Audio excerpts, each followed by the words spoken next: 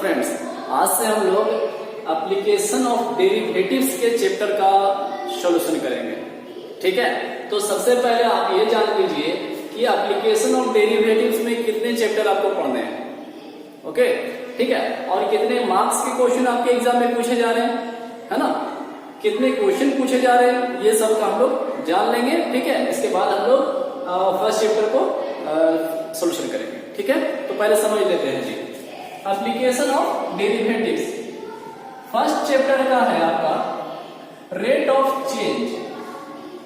ठीक है, first chapter क्या है, rate of change of quantity. ये आपका 4 मार्क्स का क्वेश्चन आता है, इससे एक क्वेश्चन 4 मार्क्स के पूछे जाएंगे। ठीक है, सेकेंड जो है आपका chapter increasing and decreasing. Increasing and decreasing ये आपको 4 मार्क्स के पूछे जाएंगे, एक क्वेश्चन। थर्ड जो है टेंजेंट नॉर्मल, ये भी आपके 4 मार्क्स के पूछे जाएंगे, एक क्वेश्चन। फोर्थ क्या है, मैक्सिमम एंड मिनिमम, ये आपका 6 मार्क्स का क्वेश्चन आएगा, एक क्वेश्चन। अब अप्रोक्सीमेशन ये अभी पूछा नहीं जा रहा है इससे, है ना, तो ये जो है 4 मार्क्स के क्वेश्चन आते हैं, एक क्वेश्चन। ठीक है, लेकिन अभी ये पूछ नहीं रहा है इससे, अभी तक क्वेश्चन जो है ना 4-5 सालों का अगर इधर देखें, ठीक है, तो इससे पूछा नहीं जा रहा। ठीक है, तो आपका जो मेन आपका जो है वो ये 4 है। ठीक है, ये 4 मेन है जिससे क्वेश्चन हमेशा भी पूछा जा रहा है। ओके, लेकिन हम लोग सभी का पढ़ेंगे, सभी को जानेंगे, सभी का सॉल्यूशन करेंगे। ओके फ्रेंड, है ना, तो चलिए स्टार्ट करते हैं। सबसे पहले का है ना rate of change of quantity. ठीक है, चलिए आप इसे लिख लीजिए पहले, इसके बाद हम लोग स्टार्ट करते हैं। तो हम लोग ध्यान देते हैं फ्रेंड, है ना, ध्यान से देखेंगे, बहुत ही आसान है फ्रेंड, है ना, बस थोड़ा सा समझने का प्रयास करेंगे आप। रेट ऑफ चेंज परिवर्तन की दर किसका, ऑफ क्वांटिटी, है ना, इसमें पढ़ने वाले हैं। ओके, जैसे मैं डिफिनेशन के रूप में ऐसा समझू, ठीक है, कि मान लीजिए y बराबर fx, y बराबर कोई फंक्शन है ना, देन तब dy बटा dx, dy by dx denotes the rate of change. ये y बराबर फंक्शन है, तो इसी को अगर डिफरेंशिएशन करेंगे ना तो यही क्या दर्शाएगा, रेट ऑफ चेंज मिलेगा।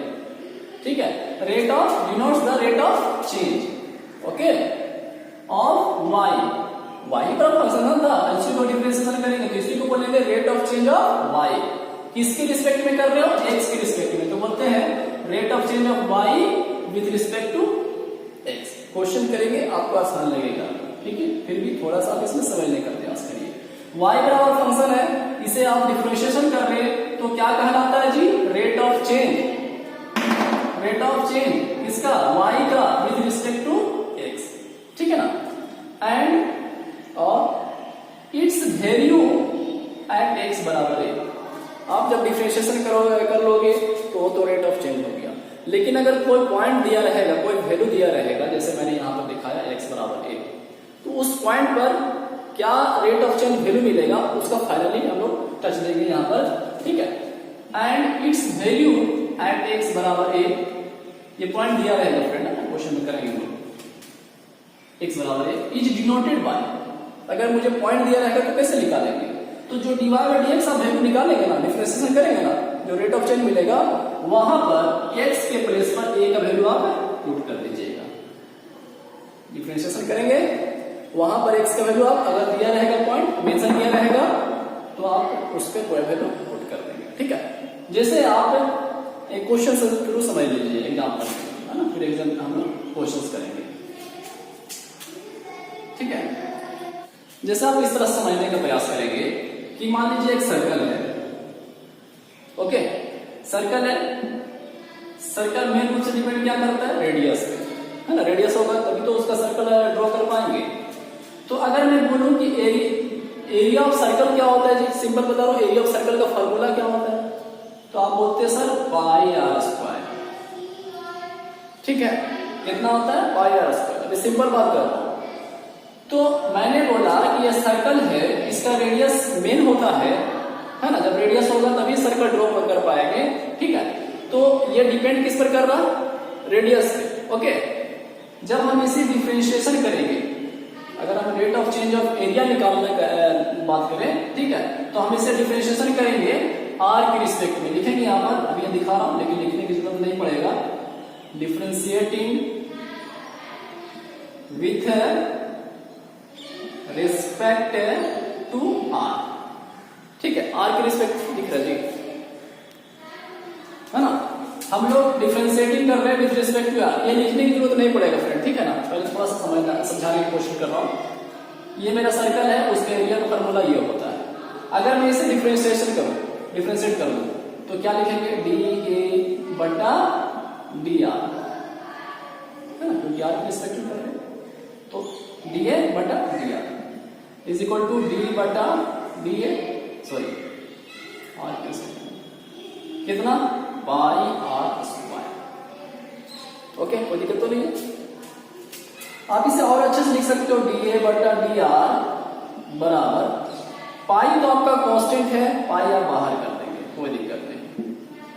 आर स्क्वायर का डिफरेंशिएशन क्या होगा, जैसे आपने पढ़ा है कि एक्स स्क्वायर का डिफरेंशिएशन एक्स के रिस्पेक्ट में, है ना, 2x होता है ना फ्रेंड। तो उसी तरह से पाई तो बाहर हो गया, आर स्क्वायर का डिफरेंशिएशन तो क्या हो जाएगा, 2r, ठीक है। तो फाइनली इसका क्या वैल्यू मिला, है देखिए नीचे दिख रहा। फाइनल रूप से आप क्या लिख सकते हैं कि डी ए बटा D R is equal to मिला 2 pi R, 2 pi R, okay. इसी को बोलते हैं, इसको ये जो वैल्यू मिला इसी को बोलेंगे हम लोग rate of change of area of circle, ठीक है। इसको क्या बोलेंगे, rate of change of area of circle, okay. चलिए क्वेश्चन करते हैं तो आपको पूरा फुल रूप से क्लियर हो जाएगा फ्रेंड, ठीक है। आप इसे कॉपी कर लीजिए, है ना। चलो आगे बढ़ते हैं, क्वेश्चन कराते हैं। देखिए फर्स्ट क्वेश्चन लिखेंगे, है ना, लिखा रखा है जी, find the rate of change, परिवर्तन का दर ज्ञात करें, ऑफ इसका the area of circle, area of circle यानी सर्कल के क्षेत्रफल का, है ना, एरिया बोला ना, एरिया निकालना है। रेट ऑफ चेंज फाइंड करना है किसका जी, सर्कल का एरिया का, with respect to its radius r. किसके रिस्पेक्ट में डिफरेंस रेट ऑफ चेंज निकालना है, आर के रिस्पेक्ट में, व्हेन जब r is equal to 3 centimetre दिया, r is equal to 4 centimetre दिया। तो देखिए सॉल्यूशन किस तरह से करेंगे, rate of change area of circle का निकालना। तो देखिए सॉल्यूशन जो है ना, हम लोग पहले एक सर्कल बना लेंगे, है ना, अच्छा सा, ये आर रेडियस है ना। तो इसके लिख लेंगे लेट ए बी द, सभी जानते हैं ए से एरिया दिखाते हैं, लेकिन यहाँ लिखना पड़ेगा ना कि हाँ ए से एरिया में बोल रहा हूं, A be the area of circle, okay. और आर से क्या बताते फ्रेंड, रेडियस, है ना, R be the radius of circle, okay.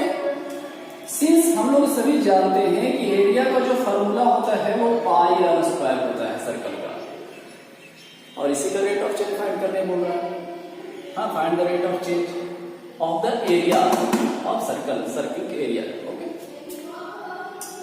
तो चलो इसको हम लोग डिफरेंशिएशन करेंगे, चलिए डिफरेंशिएशन करते हैं। तो डी ए बटा डी आर के रिस्पेक्ट में क्यों कर रहे हैं वो लिखा हुआ है, with respect to its radius R, ठीक है ना। चलो जी, डी ए बटा D R pi R square दिख रहा है ना, ठीक है। चलिए इधर लिख लेते हैं, इधर आप नीचे लिखेंगे, है ना, इसके बाद इधर हम लिख लेते हैं डी ए बटा डी आर, पाई कांस्टेंट है, पाई को बाहर करेंगे, आर स्क्वायर का डिफरेंशिएशन 2r, ठीक है। तो ये आपका डी ए बटा डी आर बराबर क्या मिला, 2 पाई आर, ठीक है। ये rate of change of area मिल चुका है, लेकिन आप आगे बोलोगे सर ये ए बराबर आर इक्वल टू 3 सेंटीमीटर, तो बोला कि आर बराबर अगर 3 सेंटीमीटर हो जाए तो रेट ऑफ चेंज का एरिया क्या वैल्यू निकलेगा, यानी यहाँ पर पॉइंट मेंशन किया हुआ है, ठीक है। तो देखिए अब कैसे इक्वेशन इसको 1 मान लीजिए, क्योंकि अब 2 पॉइंट है, लिखेंगे now at x is equal to x r is equal to 3 centimetre. r बराबर कितना दिया हुआ 3 सेंटीमीटर ना, तो क्या लिखेंगे dA बटा dr। इसके वैल्यू में r की जगह पर 3 पुट कर दीजिए, r बराबर 3 सेंटीमीटर। चलो तो 12 पुट करते हैं, 2 पाई का 2 पाई, r की जगह पर 3 सेंटीमीटर। ठीक है, तो बताओ कितने हो जाएंगे फ्रेंड?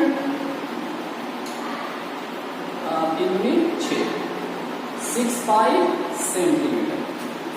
ये आपका बिल्कुल आंसर हो चुका है, लेकिन हम लोग इसको आंसर अभी नहीं बोल सकते, मतलब करेक्ट रूप में आंसर सही नहीं है। कैसे आपका आंसर तो आ गया, का बिल्कुल आंसर आया हुआ है, लेकिन थोड़ा सा बात ध्यान दीजिए। एरिया का जो यूनिट होता है वो स्क्वायर यूनिट होता है। क्या होता है? स्क्वायर, है ना। जैसे 36 सेंटीमीटर स्क्वायर बोलते हैं, स्क्वायर यूनिट होता है। ठीक है, तो देखिए क्या लिखेंगे इसको, है ना, इस पर गौर करना जो मैं बात कर रहा हूं। 6 पाई सेंटीमीटर था ना, सेंटीमीटर है तो हम इसको स्क्वायर लिख रहे हैं, एक बटा में लिख देंगे सेंटीमीटर। एक्चुअली में यही चीज लिखा हुआ है, सेंटीमीटर कट जाएगा तो सेंटीमीटर ही बचेगा, लेकिन हम इस तरह दिखा इसलिए रहे हैं कि जो मेरा वैल्यू है वो एरिया का यूनिट है, ये एरिया का वैल्यू है। ओके, तो चलिए ये आपका आंसर हो गया।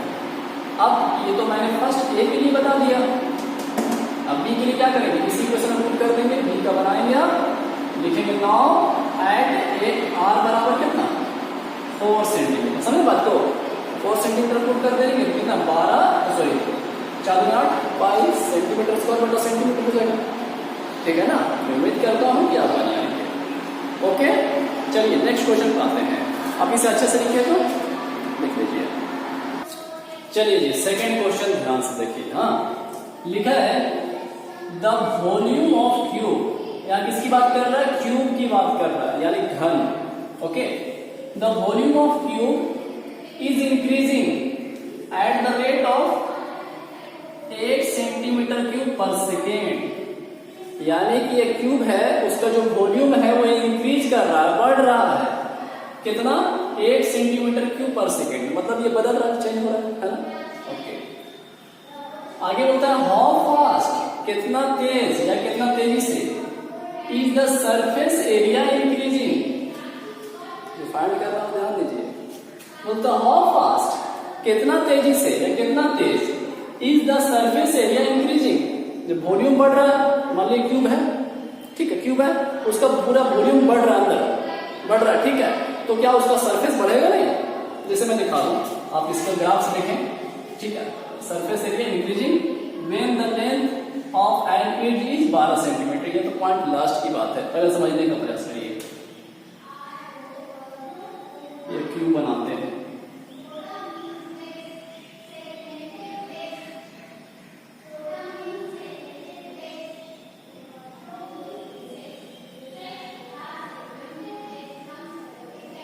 क्यूब, इसको बोलते हैं घन, है ना। तो क्यूब में क्या सभी साइड जो है वो इक्वल होते हैं, ये एक्स है, ये भी एक्स है, तो ये भी एक्स है। ओके, तो यहां पर दिया हुआ है क्या, वॉल्यूम जो है ना, volume of cube is increase. इसका वॉल्यूम जो है पूरा जो है इंटरनल जो इसके जो है ना वॉल्यूम, वो क्या हो रहा है, बढ़ रहा है, increasing at the rate of 8 centimetre cube. यानी कि देखिए वॉल्यूम जो है इसका बढ़ रहा है, यानी कि डिग्री बटा पर, यानी 8 सेंटीमीटर क्यूब पर सेकेंड बात कर रहा है, यानी कि टाइम की बात कर दिया फ्रेंड। ठीक है, तो सभी चीजें टाइम के रिस्पेक्ट में बदलेगा। यहाँ डीवी बटा डीजी लिखेंगे, वॉल्यूम तो बढ़ रहा है, इसका वॉल्यूम बढ़ रहा है, लेकिन बटा टी क्यों लिखे सर, मतलब टी के रिस्पेक्ट में क्यों कर रहे हैं, क्योंकि यहाँ पर सेकेंड बात कर रहा है। ओके, इस पर गौर करो। तो अच्छा कितना सर, 8 सेंटीमीटर क्यूब पर सेकेंड, ये तो दिया। ओके, तो सिंपल सा बात सोचिए कि अगर इसका वॉल्यूम बढ़ रहा है, अंदर का पूरा पार्ट बढ़ रहा है, ठीक है, तो क्या ये सतह नहीं बढ़ेगा, ये सतह नहीं बढ़ेगा, ये फेज नहीं बढ़ेगा, ये सरफेस नहीं बढ़ेगा, बिल्कुल बढ़ेगा, है ना। तो वही बोल रहा है कि हाउ फास्ट, कितना तेजी से, is the surface area increasing, तो इसका सरफेस एरिया कितना तेजी से इंक्रीज कर रहे हैं, कितना बढ़ेगा। ठीक है, when the length of it is 12 centimetre, ये 12 सेंटीमीटर का हो जाए। ओके, तो चलिए इसको सॉल्यूशन करते हैं। देखिए let x be the edge of cube, cube है ना, इसका जो साइड है, साइड लिख सकते हो या इडज लिख, इडज मतलब किनारा या साइड मतलब भुजा ही होता है। ठीक, तो let x be the edge of cube, v be the volume of इसका क्यूब का, है ना, और दिया जो है उसको लिख लेंगे डिवाइड, क्या दिया हुआ है कि dv बटा dt। अब dv बटा dt समझ में आया, क्योंकि ये दिया हुआ है जी the volume of cube is increasing at the rate, यहाँ पर दर दिया हुआ है, और रेट का मतलब हम लोग समझे वो डिफरेंशिएटिंग पार्ट, डिफरेंशिएशन पार्ट तो मिला हुआ ना। ठीक है, तो रेट ऑफ दिया हुआ 8 सेंटीमीटर क्यूब पर सेकंड, मतलब वो चीज हो चुका है, dv बटा dt हो रहा है। ठीक है, कितना 8 सेंटीमीटर क्यूब पर सेकंड, कंफ्यूज नहीं होंगे ना, आराम से ये दिया हुआ। अच्छा ठीक है, तो फ्रेंड अच्छा सरफेस एरिया फाइंड करना, how fast is the surface area, तो एस हम लोग लिख लेते हैं इसके पहले, S be the surface area of cube. ठीक है, अब हम लोग इसको इसके लिखेंगे। ठीक है, दिख रहा है नीचे कर देता हूँ। हाँ, तो पहले बात कर लेते हैं कि यार वॉल्यूम जो है वो उसका क्या हो रहा था, सरफेस एरिया, एक्चुअली हम लोग सरफेस एरिया रेट ऑफ से निकालना।